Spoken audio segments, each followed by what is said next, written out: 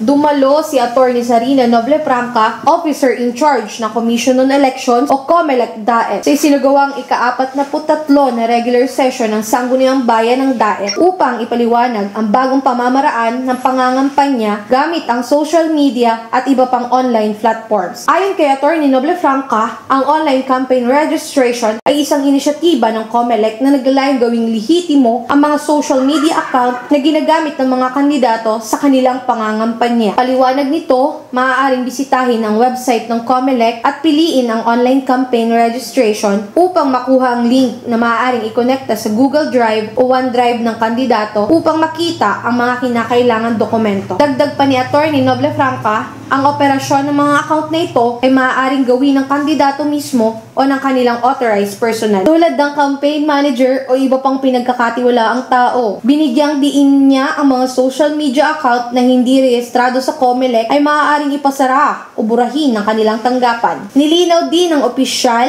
na hindi na kinakailangang irehistro ang mga personal na account ng politiko na hindi na mga ginagamit sa pangangampanya. Dapat lang umanong tiyakin na hindi ito ginagamit sa pagpo-post ng mga content na may kaugnayan sa kanilang kandidatura.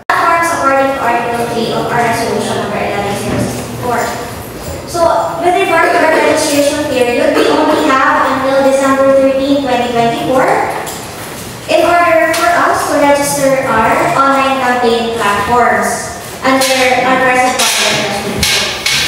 Hinggil naman sa tanong ni Konsehal Coreses tungkol sa malalaking tarpaulin na may prescribed na sukat. Ako since 2010, na-observe ko po yan.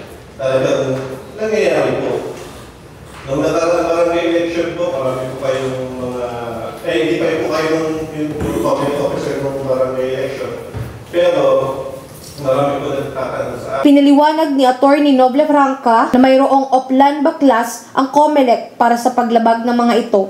Tinanong din ni Konsehal Avila si Atty. Noblefranca kung may paglabag sa mga umiiral na batas o resolusyon ng COMELEC ang pagpapakilala at pagsasabing sila ay iboto kahit hindi pa nagsisimula ang campaign period. Committed. Doon po sa inyong harapan, pwede mo ninyong aksyonan. Very difficult kasi wala pa po tayong any previous na pagkukuhaan na then. Ayon kay Atty. Noblefranca, ang isang kandidato ay masasabi lamang na ganap ng kandidato kapag sila ay tiyak na nakasama sa balota. Ang mga kandidato umano na nag-file ng kanilang Certificate of Candidacy ay subject pa lamang na isama ang kanilang pangalan sa balota. Para sa CNTV News, Mary Joy Belen.